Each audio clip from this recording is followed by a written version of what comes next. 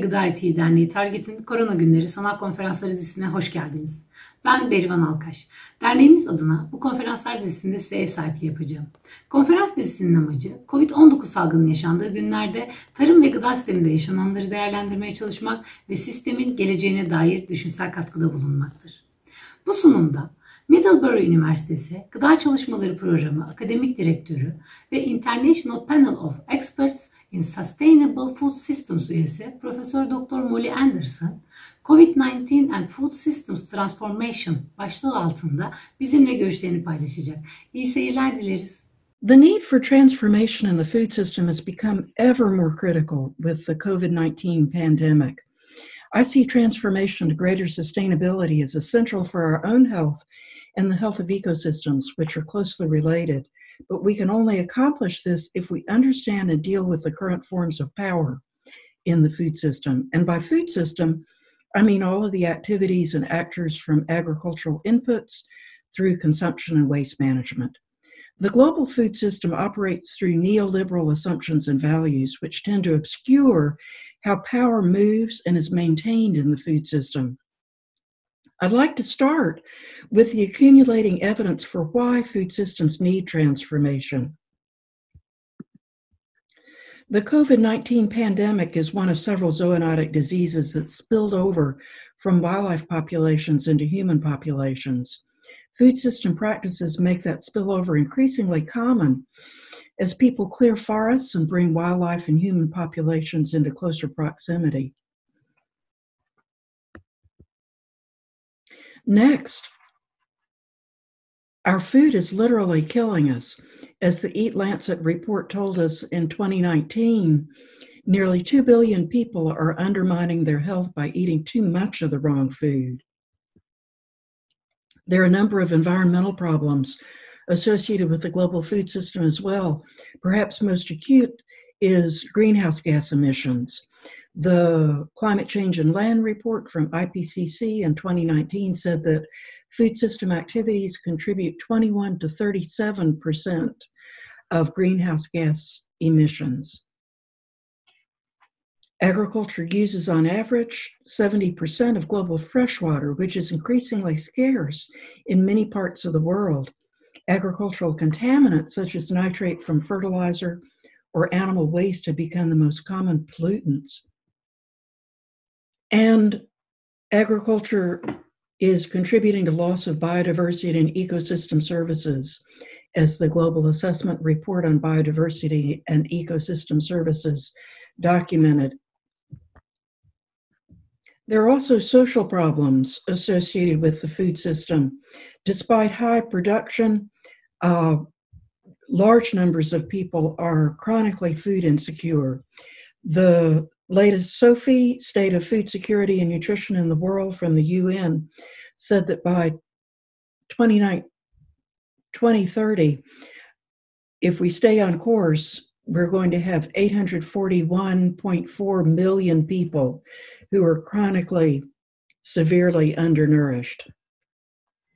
So the need for transformation is widely accepted now, but there's considerable contention about what kind of transformation is necessary. Even the World Economic Forum is calling for transformation, but the things that it points to include more genetic engineering of crops and animals, more use of big data, and personalized nutrigenetics. It simply isn't likely to reach the people who need it. In contrast, I believe that transformation should involve practices that are likely to benefit the small-scale farmers who produce more than half of the world's food, yet are also at least half of the chronically hungry people. Growing numbers of small-scale farmers and the organizations that represent them support agroecology as the best pathway toward more sustainable and equitable food systems. Agroecology is commonly described as a set of practices, a science, and a movement. It's the agricultural system most congruent with food sovereignty, which entails greater control over the food system by producers. An organization with which I work, the International Panel of Experts on Sustainable Food Systems, published a report in 2016 showing the ways that agroecology simultaneously provides diverse diets, productive crops, decent livelihoods for farmers, and environmental benefits. And last year, the Committee on World Food Security of the United Nations published a report by its high-level panel of experts that showed clearly that agroecology and its associated systems, such as permaculture and organic farming, is superior in achieving food security and nutrition to industrialized farming and its associated systems, such as climate-smart agriculture, sustainable intensification, and nutrition-sensitive agriculture. Policy recommendations coming from this report are being negotiated this year at the Committee on World Food Security, and discussions are revealing sharp lines between strategies for transformation favored by different countries. One way that I study food system transformation is by seeking out different theories of change among proponents. A theory of change has several essential ingredients, starting with a vision or set of desired outcomes. I use the basic framework of a sustainable and equitable food system to compare theories of change and assess their ability to meet these goals. A sustainable and equitable food system must be based in healthy food for all, must create or at least fail to endanger a healthy environment, must result in public health, farm community economic vitality, fair wages for farm workers, decent livelihoods for farmers, and food democracy. Theories of change also describe the preconditions or assumptions that must be met for change to happen, the pathways by which change will happen, and indicators demonstrating that the outcomes have been met. In the following section, I'll show some of the leading theories of change that I've observed among food system activists, but I call them notions because in most cases the proponents have not articulated them fully as theories. The first notion is to move the mainstream incrementally, focusing on the biggest actors and trying to shift them in small ways toward more sustainable practices. The justification here is that more change will be achieved by the largest food system actors, such as Walmart, Unilever, Coca-Cola, making small steps, and by a large number of small-scale actors making giant steps, such as by adopting agroecology or organic agriculture. For this notion to work, however, we have to assume that the biggest actors have sufficient motivation to make the needed changes, that others will follow suit, and that sustainability is linear, with each increment equally meaningful. The second notion, vote with your fork, was popularized by writer Michael Pollan. It's appealing because it's something everyone can do, but ultimately it's not very effective. This assumption here is that people will buy more sustainably produced food and thereby will have more environmental and social benefits and an increase in supply such that sustainably produced food will outcompete foods produced by businesses using industrialized agricultural practices. But to show why this notion is ineffective, I'll turn to how power is generated and maintained in our neoliberal food system. This is a conceptual diagram of the key stocks and flows in the food system, and the things underlined are the main sources of food system power: wealth making gained by selling food and agricultural inputs, where and how that wealth is invested, political influence gained by electing certain people who will follow a desired agenda and make laws, influence over public opinion, including whom to elect, what to buy, what to believe, in other words, our cultural narrative about food systems, and finally, the grassroots power of mobilizing the public from below. In the neoliberal food system, companies that follow business as usual or industrialized practices dominate, and they invest their wealth in the following ways, marked with heavy, dark lines. They invest in influencing the public through large amounts of advertising, lobbying or directly supporting candidates for political office who will fail to enact policy in the public interest, such as genuine tax reform, antitrust legislation, and other restrictions on business practices, including environmental and labor protections. They try to convince people that only agribusiness has the ability to ensure food security and nutrition. My core hypothesis in mapping food system power and comparing different theories of change is that neoliberalism cannot be overcome in the food system unless all other means of building food system power are engaged. Voting with your fork only involves the things in green on this chart, the businesses that produce food in more sustainable ways.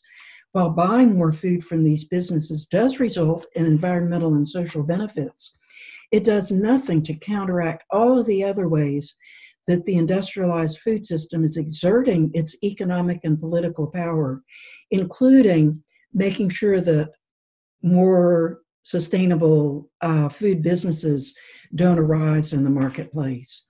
The next notion that I've encountered, particularly among academics, is that we need more really good scientific reports. But as the TEEB Ag Project acknowledged, good reports require a community of support, champions, and traction. The next notion that's gotten more play recently is that conversion of large tracts of land to regenerative or organic agriculture will take care of all the carbon that's being produced. This would indeed have benefits, but whether it would rise to the achievements that its proponents suggest is still dubious. In particular, scientists are debating whether massive amounts of carbon can be sequestered permanently in different types of soil. But other assumptions are that sufficient acreage, labor, and farmers willing to make the conversion exist. The fifth notion is similar to a theory of change that's been best elaborated among academics. It is akin to Schumpeter's theory of creative destruction, or a process of industrial mutation that keeps revolutionizing the economic structure from within, destroying the old one, but constantly creating a new one. The idea behind this notion in the food system is that people will create alternative food systems, community-supported agriculture, farmers markets, co-ops, that will move into the empty spaces once the industrialized food system collapses, or outcompete that system by scaling up and forming networks. This notion has an underlying assumption also that alternatives can function better than the mainstream at providing not only food, but healthy food for all. And to some extent, this has been the COVID-19 story. The alternative food system has been more resilient than the industrialized food system, and people are flocking to community-supported agriculture and growing their own food. But whether this will last is unknown. To date, customers don't choose alternatives to products from the industrialized food system consistently unless they're cheaper and more convenient. The next notion is a favorite of philanthropic organizations and some civil society organizations, to tell more and better stories about the benefits that people experience when changing their food system practices. Aspects of that strategy are certainly necessary, such as questioning the narrative that industrial agriculture can best feed the world. The final two notions of food system change are related: participating in social movements that relentlessly struggle against injustice and consolidate with other movements, and demanding that our governments recognize that human rights trump corporate privileges. The latter requires electing public officials who are willing and able to pass legislation in the public interest and roll back legislation that has enabled corporations to amass unprecedented political power. Globally, a number of signs indicate that the combination of social movements, human rights, and change in the cultural narrative are a powerful mix of transformers.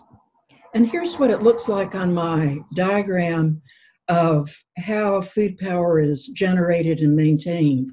As you can see by all of the heavy arrows, in this diagram, the entire food system is engaged, which is extremely important.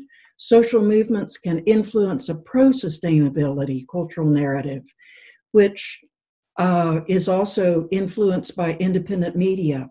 And citizens are engaged not only in buying sustainable food, but also in electing public officials who will do the right thing. All of the theories of change that I presented have some potential to shift the global food system, but the most effective ones are the last ones presented, the last three. This is because those final theories of change affect power dynamics in very fundamental ways by changing what people believe and what they fight for. So what needs to happen next? What is needed to transform the food system? First, we have to maintain a sense of urgency. Climate change is rapidly making our planet uninhabitable, and COVID-19 has shown deep inequities and dysfunctions that must be overcome. The industrial food system within the neoliberal framework is not resilient and flexible enough to adapt to such massive perturbations. It's completely dependent on fossil fuels to produce fertilizer and other inputs and to distribute food globally. Social chaos and conservative backlash are likely as climate change-related conflicts increase. The numbers of climate refugees rise, food production drops due to drought, floods, and temperature extremes, and sea level rise overwhelm cities. A second necessary step is to support and participate in social movements that can help to rebuild democracy, equity, and food democracy, and shift the cultural narrative in the directions that it needs to go. Preconditions of this cultural shift to a sustainable and equitable food system are support for science, an independent media, the belief that alternatives are possible, strong civil society willing to engage in sustained, nonviolent direct action, political openings where civil society can engage, and an understanding of power in the food system. The outcomes that I anticipate are revitalized democracy with greater equity, transformed food systems, and a government that works for the public good. We are at a turning point now where we can choose a more just and sustainable food system or one that continues to destroy people and the planet. Even though the tasks ahead seem overwhelming, small steps are better than no steps at all because they can overcome a sense of paralysis and cynicism and keep people receptive to breakthroughs to real transformation. Real transformation, not just incremental steps, must happen to preserve public health and the health of ecosystems. Thank you for watching.